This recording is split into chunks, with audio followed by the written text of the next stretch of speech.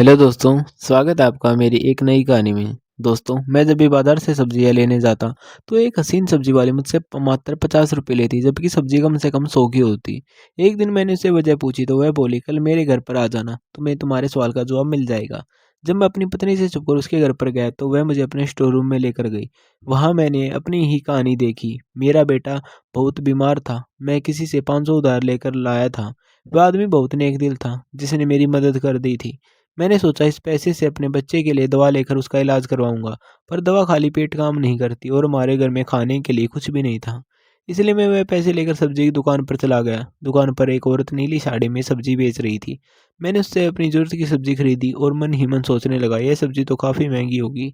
इससे जितने पैसे बचेंगे उनसे मुझे अपने बच्चे का इलाज भी कराना है। हाथ कांपते हुए हाथों से जब मैंने उसे 500 का नोट दिया, तो उसने मुझे जो पैसे वापस दिए, उन्हें लेकर मैं घर आ गया। जब घर आकर पैसे गिने, तो उसने मुझे 50 ज़्यादा वापस कर दिए थे, जबकि मैंने उससे काफ़ी महंगी सब्जी ली थी। मुझे इस बात का अफ़सोस हुआ कि मैंने वही गिनकर नहीं देखे। बेचारी औरत को जब पता चलेगा, तो वह ज़रूर पछताएगी, क्योंकि वह उसकी मेहनत और ईमानदारी का पैसा था। उसी वक्त बचे हुए पैसे से मैं अपने बच्चे के लिए दवा लेकर आया। मेरी पत्नी को लकवा मार गया है और मैं जो भी कमाता हूँ सब उसके इलाज में चला जाता है। वह कई सालों से ऐसे ही बीमार है और मेरा एक बेटा है। अगली शाम मैंने सोचा कि फिर थोड़ी सब्जी लेकर जाऊं और उसके पैसे भी वापस कर दूं। जब मैं शाम को उसकी दुकान पर गया, तो वह ग्राहक के साथ व्यस्त थी और मुझ पर ध्यान नहीं दे रही थी। मैंने सोचा शायद उसे पता चल गया होगा कि उसने मुझे ज़्यादा पैसे दिए हैं, पर मैं तो वहाँ सिर्फ उसका पैसा लौटाने ही आया था। मैं उस दिन के पैसे भी दे दूंगा और अगर कुछ कम पड़ जाए तो मैं उससे कह दूंगा कि बाद में आकर दे जाऊंगा। सारे ग्राहकों को निपटाने के बाद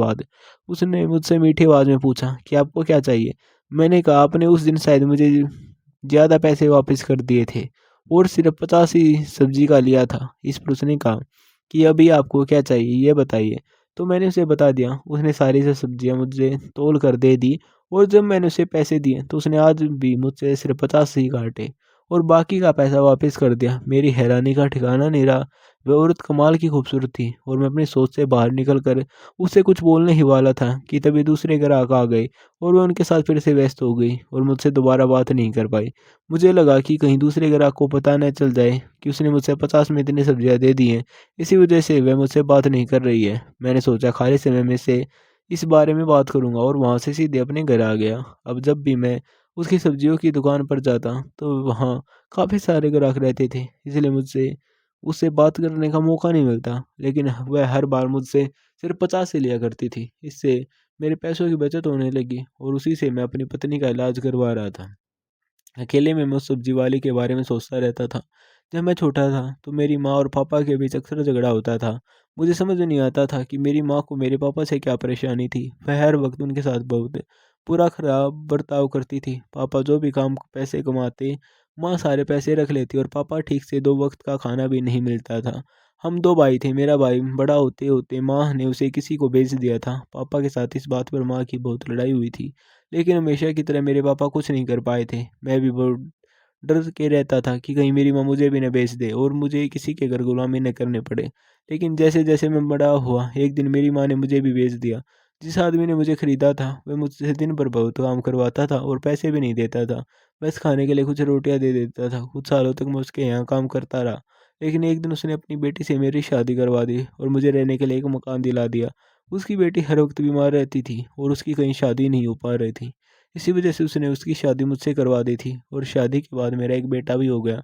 लेकिन फिर मेरे ससुर चल बसे और उनके गम में मेरी पत्नी को लकवा मार गया और उसने हमेशा के लिए बिस्तर पकड़ लिया। अब उसकी देखभाल मुझे ही करनी पड़ती है, साथ ही मुझे अपने बच्चे को भी संभालना पड़ होता है और काम भी करना पड़ता है। मैं मजदूरी करके किसी तरह पैसे कमाता हूँ और अगर किसी दिन काम पर नहीं गया, तो उस दिन की कमाई भी नहीं मिलती।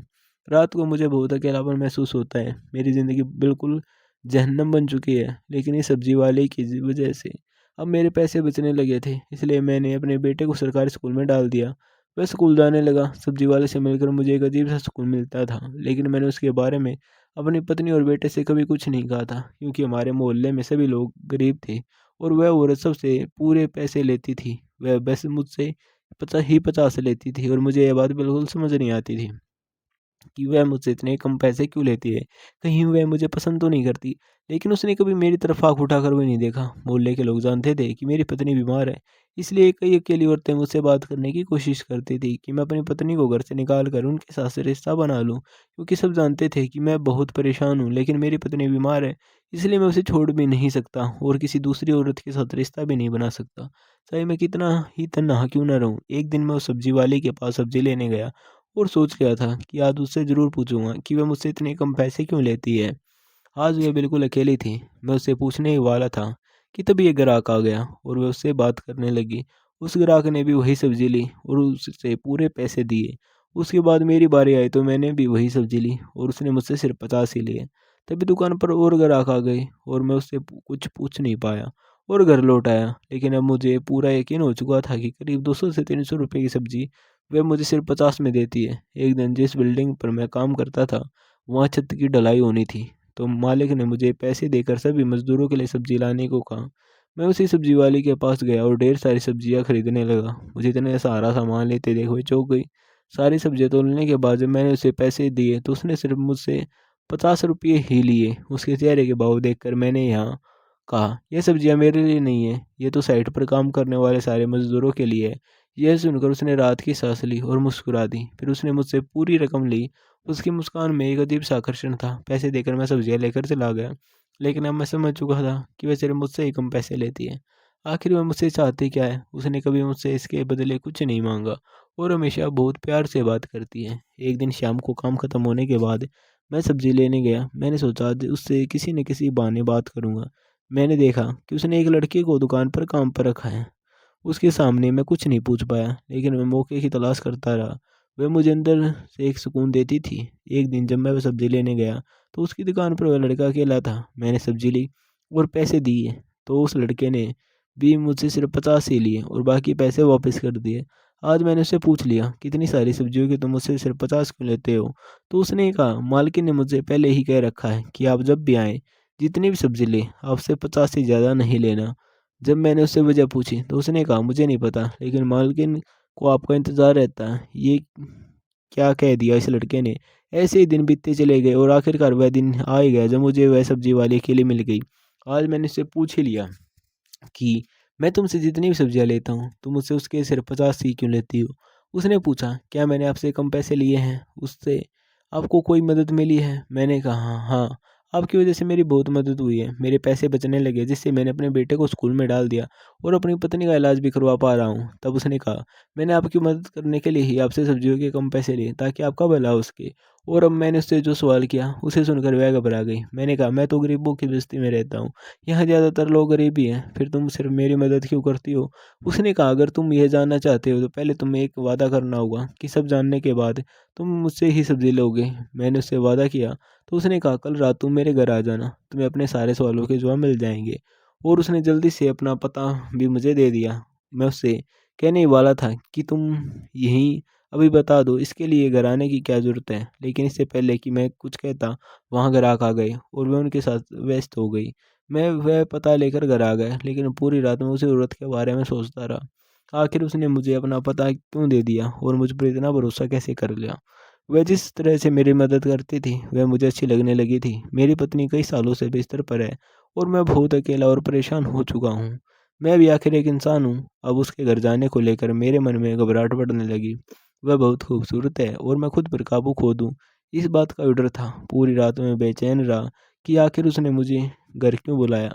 वह हमेशा मुझे अकेले ही सब्जी बेचती नजर आती थी और कभी नहीं लगा ये शादीशुदा है। अगली शाम मैंने सोचा कि अपने सवालों के जवाब पाने के लिए यही आखिरी मौका है। अगर आज नहीं गया तो शायद फिर कभी नहीं पूछ पाऊंगा। आखिरकार मैं उसके पते पर पहुंच गया, लेकिन अगले ही पल मन हुआ कि यहीं से लौट जाऊं। किसी अनजान औरत के घर जाने में मुझे बहुत घबराहट हो रही थी। फिर भी मैंने हिम्मत करके उसके घर की घंटी बजा दी। मैं वापस मुड़ने वाला था कि उसने दरवाज़ा खोल दिया। मुझे देखते ही उसके चेहरे पर मुस्कान आ गई। उसने लाल साड़ी पहन रखी थी और वह आज बेहद खूबसूरत लग रही थी। उसने मुझे अंदर आने को कहा। मैं घबराता हुआ उसके कमरे में गया तो उसने मुझे कुछ पुराने खिलौनों में से एक हाथ से बनी अंगूठी दिखाई। उस अंगूठी को देखते ही मुझे अपना अतीत याद आ गया। जब मैं 12 साल का था तब मेरे पापा एक 8 साल की लड़की को एक रात हमारे घर ले आए थे। माँ उसे देखकर भड़क गई और पूछने लगी, यह किसे उठा कर ले आए? पापा ने कहा इस बच्ची का कोई नहीं है, ये बेसहारा इसलिए मैं इसे अपने घर ले आया हूँ। एक मासूम बच्ची कहाँ दर दर भटकेगी, आज से ये हमारे साथ रहेगी। मेरी माँ इस बात से बिल्कुल खुश नहीं थी और इसी बात पर उनके बीच रोज झगड़े होने लगे थे। वे अपनी जिम्मेदारी तो निभाना नहीं चाहती थी, ऊपर से एक और बच्ची आ गई थी। गरीबी में हमारा खुद का ही गुजारा मुश्किल से चलता था, फिर एक और लड़की की जिम्मेदारी कैसे उठाते हैं। लेकिन मेरे पापा बहुत रहमदिल इंसान थे, उन्हें उस बच्ची पर तरस आ गया था, इसलिए उसे घर ले आए थे।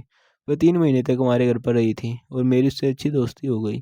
खेल खेल में मैंने उससे एक अंगूठी दी थी और कहा था तुम घबराना मत, मैं बड़ा होकर तुमसे शादी करूँगा, तब तुम्हें किसी के ताने नहीं सुनने पड़ेंगे। उसकी आंखों में आंसू आ गए थे। वह बिना माँ बाप की बच्ची जो मेरी माँ के तानों के बीच अपना बचपन जी रही थी। लेकिन एक दिन मेरी माँ ने उसे लड़की को घर से धक्के मार कर निकाल दिया। मुझे बहुत दुख हुआ था। मेरे पापा उसे अपने साथ ले गए थे और न जाने उसके बाद उसका क्या हुआ। अब क्या यह वही लड़की है, यह सोचकर मेरा दिल जोर जोर से धड़कने लगा कि वह अंगूठी उसके पास कैसे आई।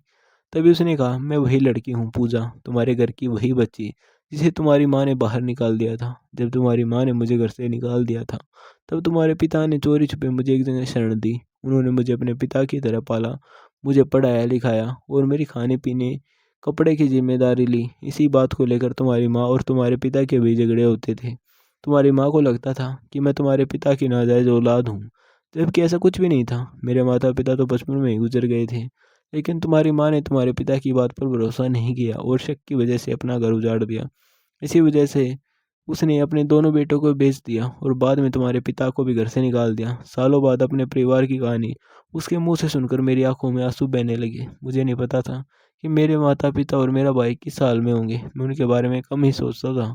बस कभी कभी मुझे अपने पिता की याद आ जाती थी। अपनी माँ के बारे में तो मैं शायद ही कभी सोचता था। मैं अपने परिवार को दोबारा ढूंढ नहीं पाया।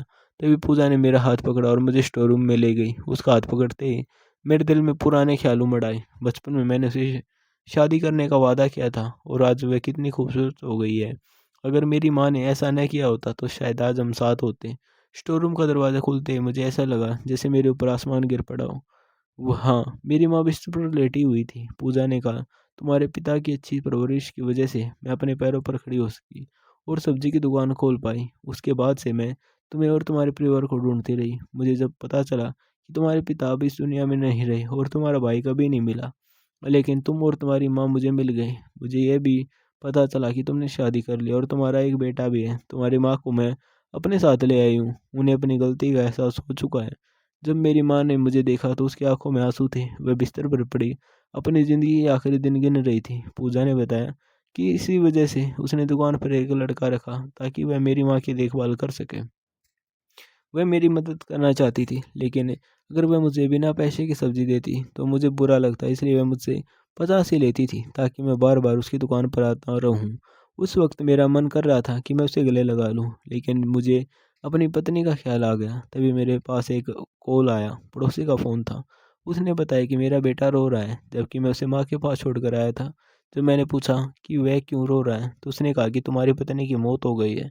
मैंने अपनी पत्नी से कभी प्यार नहीं किया था। मजबूरी में मैंने उससे शादी की थी और उसकी बीमारी में उसका सहारा बना रहा था। हम बहुत कम ही करीब आए थे और आज वह हमें छोड़कर चली गई। पूजा मेरे चेहरे की हालत समझ गई और पूछने लगी क्या हुआ। जब मैंने उसे बताया तो वह भी मेरे साथ चलने को तैयार हो गई। उसने मेरे बेटों को संभाला और मेरी माँ की देखभाल भी करती रही। लेकिन मेरी माँ 7 दिनों के अंदर चल बसी और उसी मुश्किल वक्त में पूजा हमेशा मेरे साथ रही और मेरे बेटे का पूरा ध्यान रखा। मेरा बेटा उससे बहुत घुल मिल गया था और मैं देख रहा था कि वो उसकी बहुत अच्छी परवरिश कर रही है। बच्चों को पूजा परिवार की ज़रूरत थी, जैसे मेरे पिता ने पूजा की थी और उसने हम सब की मदद की। उसी तरह उसकी परवरिश से मुझे यकीन हो गया था कि मेरा बेटा भी एक अच्छा इंसान बनेगा। आखिरकार मैंने उसे कह दिया कि पूजा, मैं चाहता हूँ कि तुम मेरे बेटे की परवरिश माँ बनकर करो। बचपन में मैंने तुमसे जो शादी का वादा किया था मैं उसे अब पूरा करना चाहता हूँ। पूजा के चेहरे पर एक प्यारी सी मुस्कान आ गई और मेरे चेहरे पर भी, क्योंकि न जाने कब से हम दोनों यही चाह रहे थे और आज हमारे बीच की सारी दीवारें मिट चुकी थी। दोस्तों, अगर आपको ये कहानी पसंद आई हो तो हमारे चैनल को सब्सक्राइब करें।